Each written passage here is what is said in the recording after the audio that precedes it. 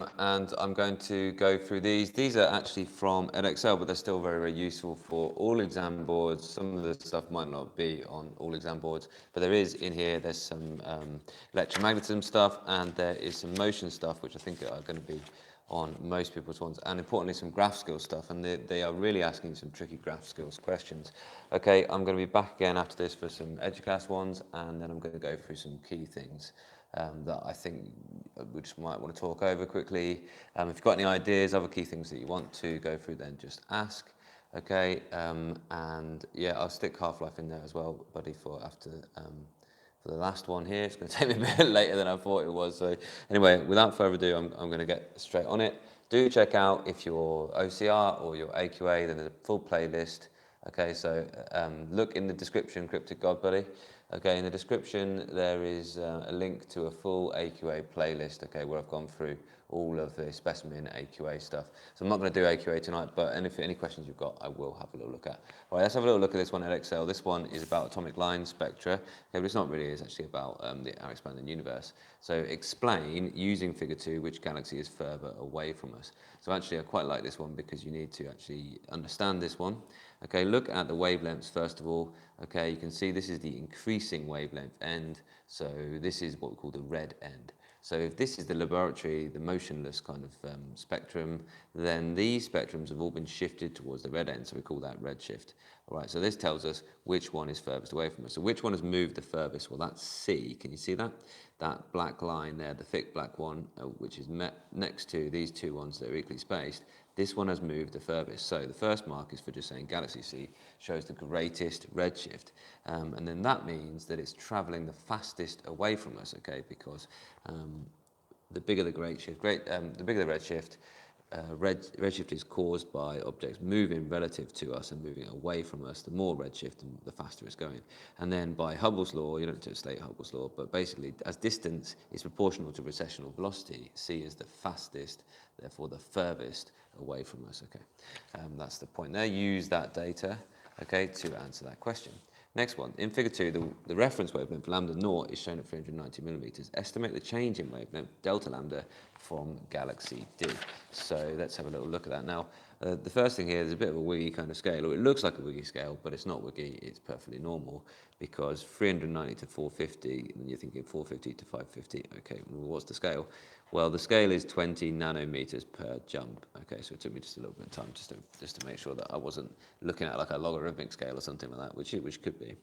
And I have to estimate the change in wavelength between laboratory scale and D. Okay, so what I've done is I've found 2 points that I'm happy with, okay? I know that this point is the same as this point here on this spectrum, and I'm just estimating the change in wavelength there. So what I've done, I've marked on this scale here, where that point is, and then I've used my ruler to come down to the scale, this same point here, and I've just read off how much it's been redshifted, the change in wavelength there. Okay, and that was 24. Now actually in the mark scheme it says 20, and I can't see how they can accept that as being accurately enough. It says actually 20, all right. It says, sorry, 19 to 25 is what they've given, okay. And I guess that is thinking about it as being half a scale division is being acceptable. So there you go. All right, next bit. So 24 nanometers is there just for 1 mark for being able to identify some points and then read off the scale. Now use the equation. Now this is not an equation that you've probably seen before, okay, but they've given you it, so you need to just be able to recognise the numbers and plug them in. Okay, so you're told the speed of light, that's c. You've worked out the change in wavelength, and you've been told the lambda naught, so just plug the numbers in, use the calculator, making sure you can use your standard form button accurately.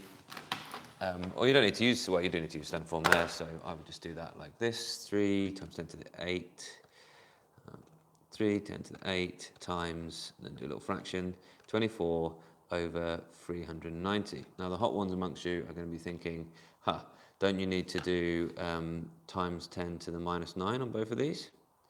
Well, yes, you certainly should if you're going to use this in any other way, but can you notice how in a fraction they would just cancel?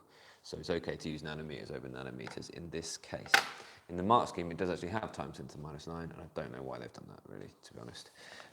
Maybe just you have to show that you understand that. I don't know, but I wouldn't bother.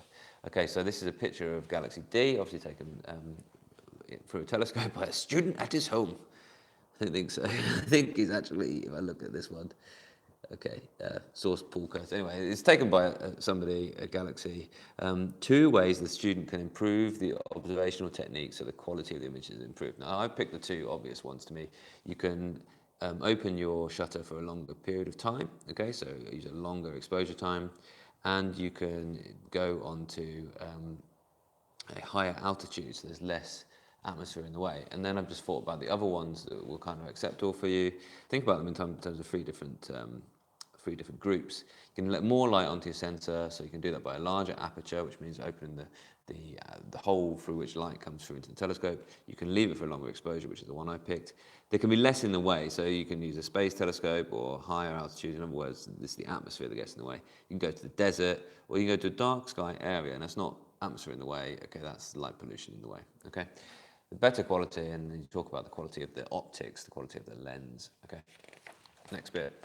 Okay, so here's a mechanicsy type thing. This is about a drop ruler experiment, okay, to measure reaction time. Now, this is in, I know it's in paper 2 for OCR, but there's still a lot of kind of experimental skills that you can kind of look through to use here. So this is the basics of the experiment, okay, you've probably done this one. In other words, basically this testing, student A drops the thing and student B has to catch it, just like that. Okay, the students took 5 results for left and 5 results for the right. Here's the left, here's the right, there's something there, blank there. You need to work out the average distance there. That is just add them all up and divide them by 5, and you get 18.36, and you've only got 1 mark if you've got 18.36. Why is that? Laura's going to tell us, because you've got to get your answer correct to 2 significant figures. So the final mark is having it correct to 2 significant figures. Okay, so check your rounding skills. And then you calculate the average time for the left hand and use the equation. Calculate the average time for the left hand, use the equation given to you. Okay, so this is just, you've given the distance here. Left hand, look, average distance is 14. So you use that distance, 14 centimetres. You're okay to use it in centimetres. You can guess it's 500 here. So there we go. Significant figures, Dora, significant figures again. In this previous question, had to be to 2 sig figs. Rearranging for time, okay, so firstly, what do I have to do? I just need to root both sides, don't I? So time is the distance, root of distance over 500. So 14 over 500 gives you this, and you should probably go into similar significant figures as what you've been given. So I've rounded to 0.17, although there's not a specific mark for that in this case. So the mark is for rearranging there, and then for plugging the numbers in. Right, next one. For left hand, trial 2, 25.25. Oh, explain whether any of the readings are anomalous. Okay, so explain doesn't just mean identify the anomaly, that's the first mark. We have to say why it's an anomaly. So this is the use of underlining the command words. Okay, it's an anomaly, okay, as it is much further from the mean than from the other results. Okay, so that's the second mark. And it's this bit here I want to draw your attention to. It's much further, not just away from the mean, okay? It really does. To be an anomaly, it needs to be a long way away from the rest of the results and the mean.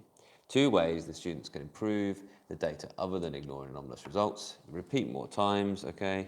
More reliability. And I like this one here, compare to more students. So if you look at the data, then you've only got 2 students that we've compared to, okay? In fact, that's only one student at all. So compared to more students, maybe greater than 5 or something, might be an extra detail if you want to cover yourself to get the mark. Okay, describe how students could develop their investigation to investigate how reaction time changes with another variable.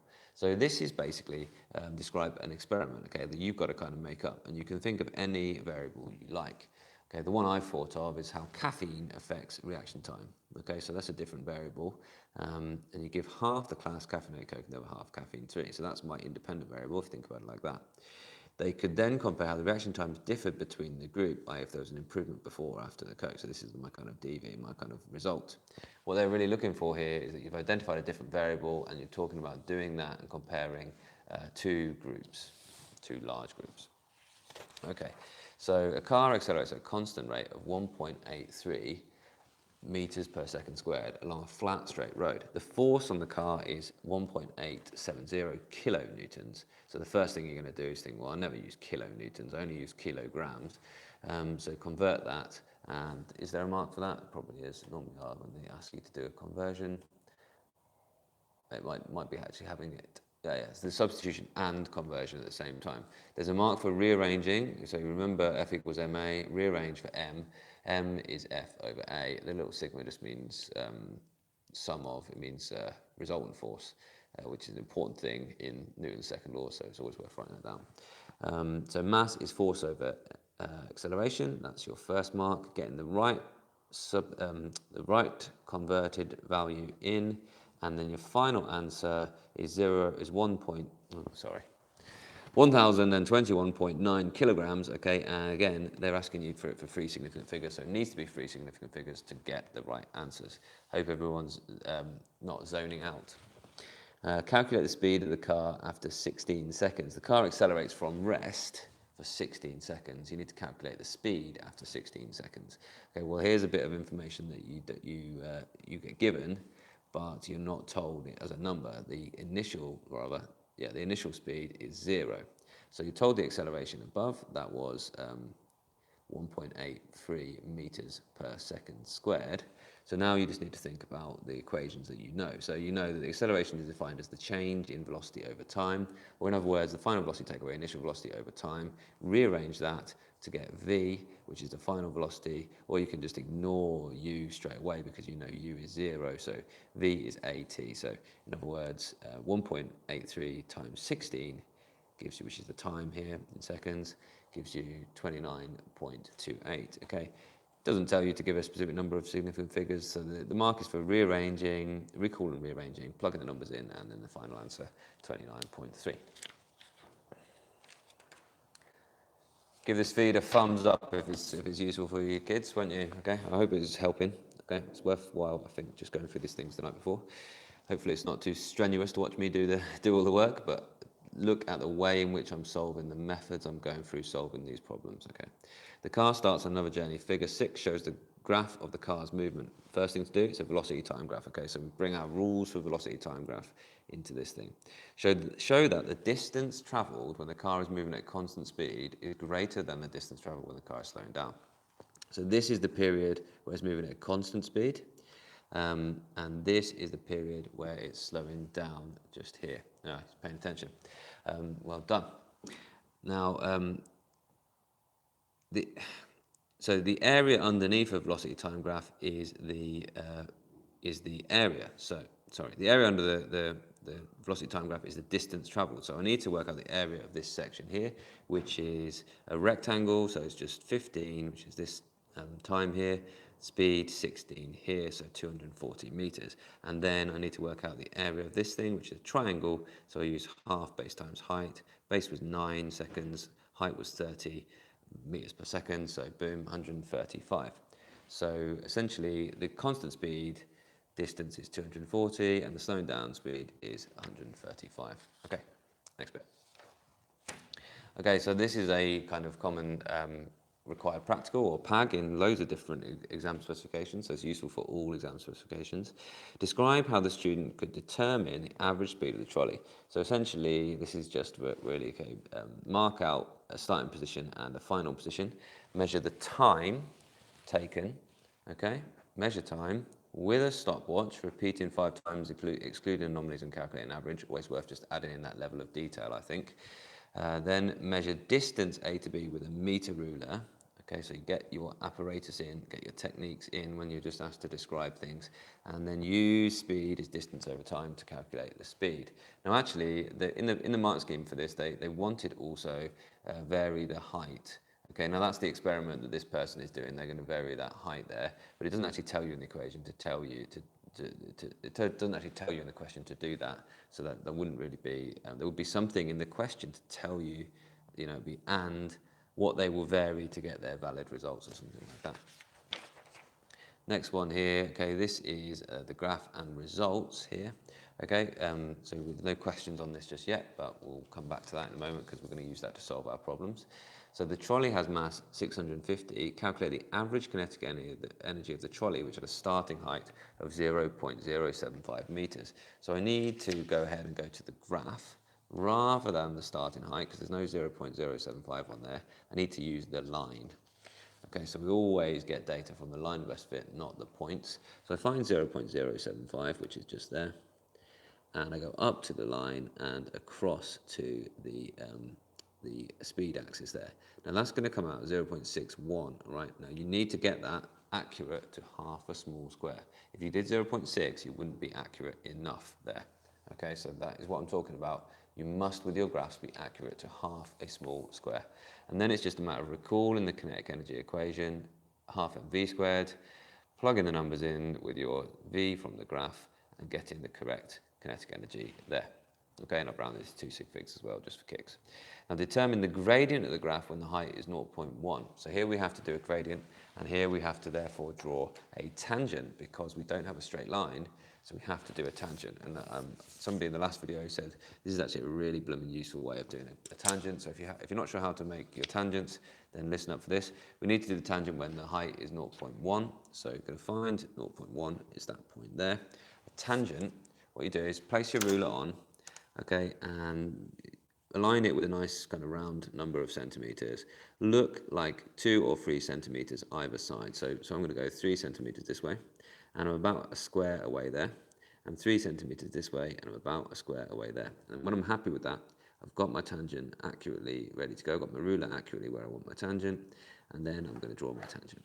And now I use that line to actually do a gradient. So I look where it crosses the limits of the page, limits of the scale, okay, and I work out the rise by comparing this value and this value, take that away from there, 0.65, as that's 0.35 there, and 0 to 0.185, which is that value there on this scale. You can see that. So I've got my rise and my run, and it's not asked me to calculate anything specifically, it's actually told me directly to calculate the gradient. So I just need to do rise over run there, 0.65 over 1.85, and the range there, I think I was well in the range, was 0.35 to, 3.5 to 3.6, and I was 3.51. Okay, describe how the speed of the trolley varies with the change is in height. Made by the student. Describe how the speed of the trolley varies. Okay, so you don't need much detail with that. As height increases, so does the speed of the trolley. Okay, that's all you need to say there. One thing increases, so does the other thing. Okay, that's a nice simple thing. It is a curve. You don't need to go in any detail for that first mark there. But what is the kind of shape of curve? So it's going much greater, it's much steeper, it's much faster increase here, and lower increase here. So up, let's give an example. So speed increases more rapidly through the lower starting heights, for example, from 0.05, 0 to 0.05, than the higher ones. Okay, so basically more rapid at first, less rapid later on. The student wants to change the experiment to investigate how different surfaces of the trolley, of the runway, affect the speed of the trolley down the slope. Devise an experiment which would allow him to investigate the effect of different surfaces on the average speed of the trolley. Now there are 3 marks here. Think about it like this. What's the independent variable? What's the dependent variable? What's the control variable? This is obviously hugely important for getting into your answers when you're asked to describe or explain how experiments work. So in other words, right, let's have a look. The student should keep the height of the ramp, the length and angle of the ramp constant. Those are the CVs, and I've got a mark for that, they're the control variables. I said that first straight away because, well, they've been telling us all about changing the height. So I said that because that was kind of in my mind straight away. They should vary the surface, for example, carpet, plastic, and wood, etc. So that is my IV, what they're going to vary. And Edexcel were looking for more than 3, or at least 3 different surfaces. So I've given those. You don't necessarily have to do that. You could say 10 surfaces or something. And then lastly, measure the average speed for each surface, repeating 5 times and calculate an average. I'm just covering myself really there by describing, because they did want some indication of repeats. The DV is the average speed for that. Okay, hope that was helpful. Those were some Edexcel ones. I'm going to go away again and prep up, because I'm coming back with some Educast ones. I'm going to look at your comments, because why not? See if there's any useful kind of questions in there. I'm always interested when you get like messages retracted. I can go over Half-Life now. Is Half-Life, let me know please, is Half-Life in any of your paper ones? Because I'm really doing this because it's paper 1. Just tomorrow. Is Half-Life in paper 1? Maybe it is. Yeah, half-life is the average time it takes for the activity of a radioactive source to halve. Okay, so it's always the time. Do you mean half-life graphs? Well, just tell me. If it's in paper 1 for anything, then I will go through it. I'm guessing P6 is in paper 2, and I'm going to do this. I'm going to do this similar thing the night before paper 2, and I also have loads of stuff going over radioactivity. There's a whole playlist on my channel as well if you have a little look. There's a whole playlist on my channel about radioactivity, if you just have a little look at that. Can't forget tree mutilation and sports drinks. I'm not sure what that was all about, Emily. Things clearly on the syllabus. Oh, is this, yeah, like things that have been mentioned in AQA biology, yeah, which is a bit of a joke, isn't it, at the minute? Okay, I think that was last year, wasn't it? They did the weird, I know it was alcoholic beverages and teenagers, wasn't it? Data on that last year that was a bit weird. Yeah, but when you get a weird context, right? Now, students often say this, okay? Oh, we didn't learn anything about that. We didn't learn anything about that. How are we supposed to know about that? Well, you did learn something, not necessarily about that, but you did learn something related to that, or whatever is the kind of the content that they're getting at, you have learned loads about it. So the skill of doing exams is actually getting the content that you do know into a question that is a context you've got nothing about. Okay, you've got no idea about. Now, really early on in my teaching, there was a person said to me, we taught this whole topic about biology, and it was about inheritance and artificial selection. So about selecting out different animals, you select the fattest cows and mate them with the fattest bulls and you get the fattest cows. So this question was actually about that. It was about artificial selection. And the students sat this biology test paper and they said, we haven't learned anything about Tunisian cows.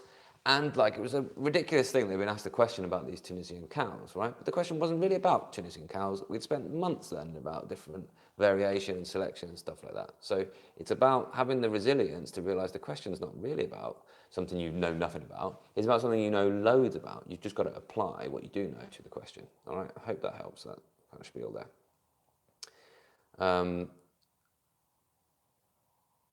Yeah, so that was some Edexcel stuff. I hope that was really useful. I'm coming back with some Educast stuff in the description. But if you're Educast, I'm just going to put that in the title, basically. I'll schedule it, so I'll catch you in a minute. Maybe have a little flip through, maybe look at my other playlists if you want the half-life stuff and everything like that. What's the last thing? I understand I feel it gets annoying after a while hearing that from my class. So stars, are you a teacher, stars?